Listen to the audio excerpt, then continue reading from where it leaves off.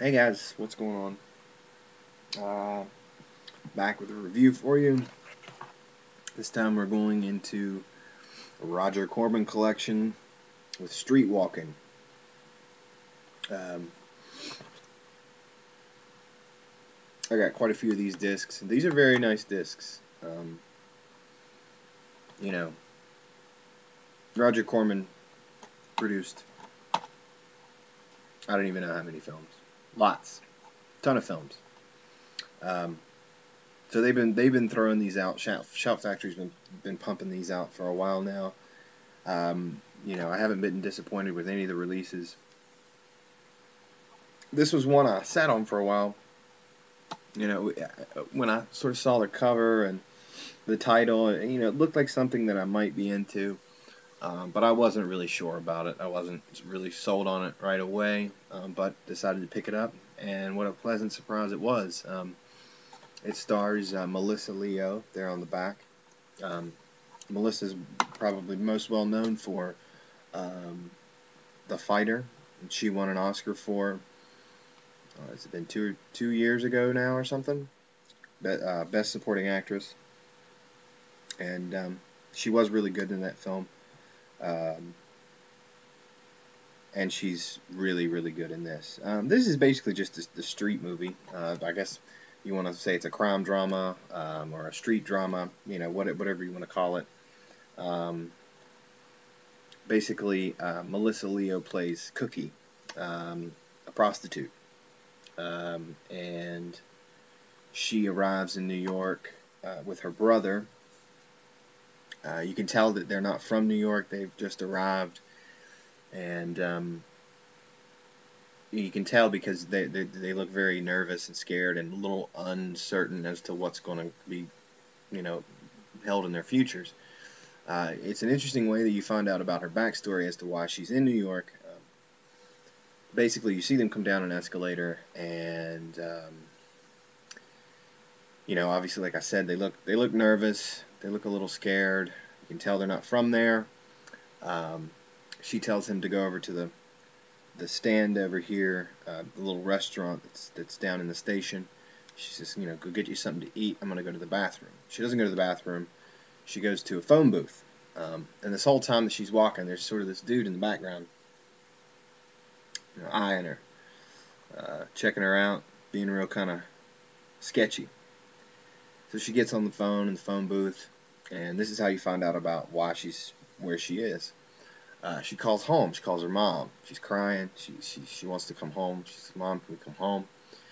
And basically, what you find out is her mother's boyfriend said that he slept with Cookie, um, and that's what he told her mom. And Cookie's saying, I never did that. Well, I would never do that to you, mother. Can we please come home? And basically, I guess mom says no.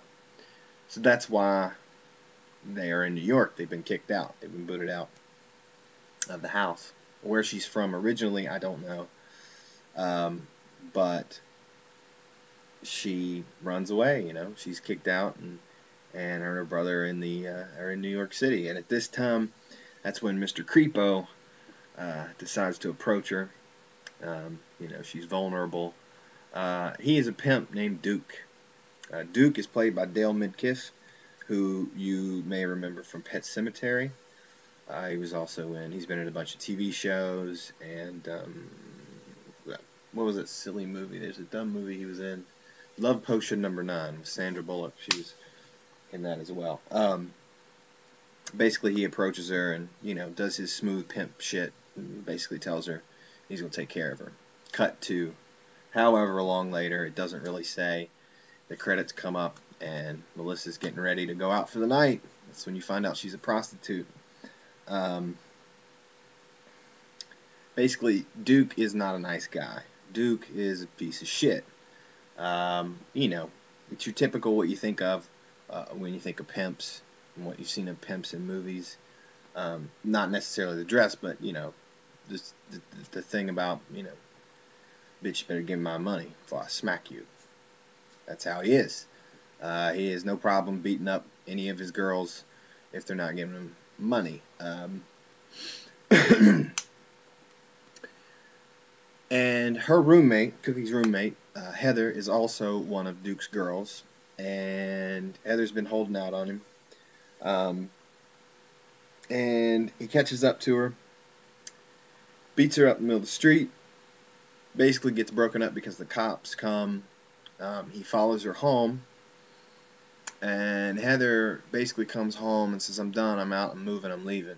I'm not letting him do this to me anymore. Now, Cookie, in the process of being one of Duke's prostitutes, she's also fallen in love with him. And this is another one of those things that you see a lot in movies, you hear a lot about. The prostitute will fall in love with the pimp. The pimp will basically tell the girl, you're my girl, yeah, we're exclusive. When, of course, he's banging all of his other prostitutes as well, other women, So she's in love with him, and she doesn't really believe any of this stuff. And she leaves for the night. Cookie's leaving for the night to go to work. And Duke is outside watching Heather pack up. So he runs up into the apartment. He basically beats her almost to death. And she ends up dying, actually. This sparks Cookie to leave Duke and go to another pimp named Jason. So Jason basically that whole situation sparks what will be the end of the film. That's when all the trouble arises.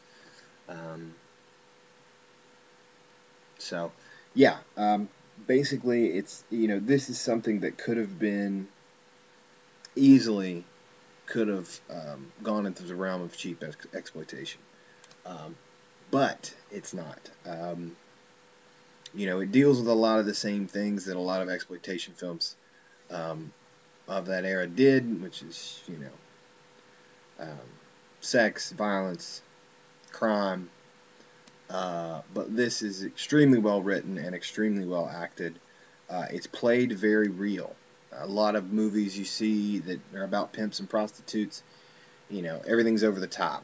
The clothes are over the top, the language is over the top, the lingo, it's all over the top, very flashy. This is played very realistic. It's played very much as to what you would think it would be like, which keeps it out of the realm of exploitation. I guess if you could say it keeps it a respectable B movie.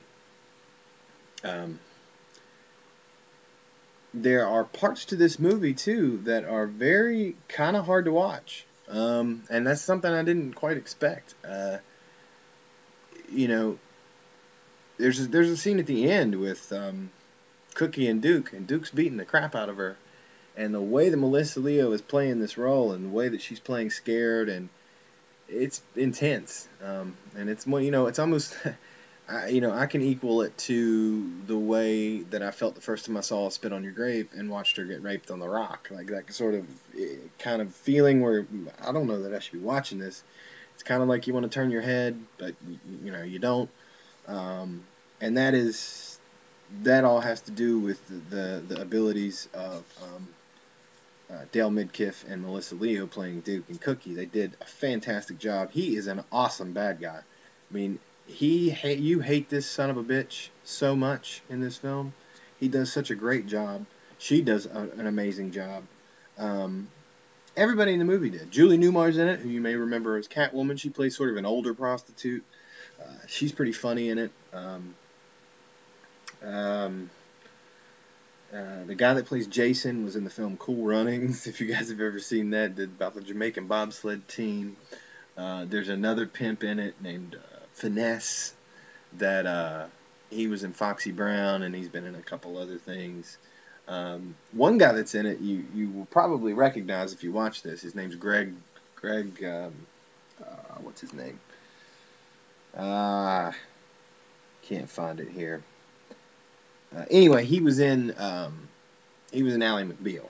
That's probably what he's most famous for, is Ally McBeal. But he plays a character named Creepy, who is sort of like, kind of like a Duke wannabe. You can tell he's just a junkie that wants to be a pimp real bad, but he's real like skinny and he's creepy. I mean, that's his character name because he is. He's real skinny and kind of rat-like. His teeth are all yellow, and but he's sort of like Duke's like not sidekick, because I don't think Duke really cares for him all that much. But he kind of does whatever Duke will tell him to do, so that's kind of why Duke keeps him around. But there's a lot of crazy characters in this. Extremely well-made film. And if you're into crime movies, if you're into street movies of this era, I would certainly say pick it up. Really good. I was very surprised as the way that this film was and the way it turned out. I didn't really expect what I got, and I'm actually very happy about that. There were points in this film that, man, I couldn't keep my eyes off the screen. Really good movie. I mean, really, I'm sitting here thinking about it. I'm like really shocked at how much I actually loved this movie. I highly recommend it. And there are exploitive elements to it, but it's played, like I said, so real that it kind of keeps it out of that realm. Now, this disc comes, you see the back there. This disc comes, it's got an alternate cover. This cover I don't like as much, but it makes a little bit more sense because this is not Melissa Leo. I don't know who that is. She's not in the film. But this is the alternate cover. There's Melissa on the cover there. That's one of the other girls. Whoops, that's one of the other girls in it. She's also a prostitute. There's a scene with her and Melissa. It's pretty funny. She is one of Finesse's girls.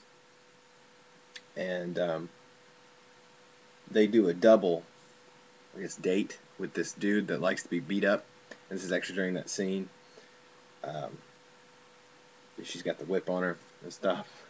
It's pretty funny, actually.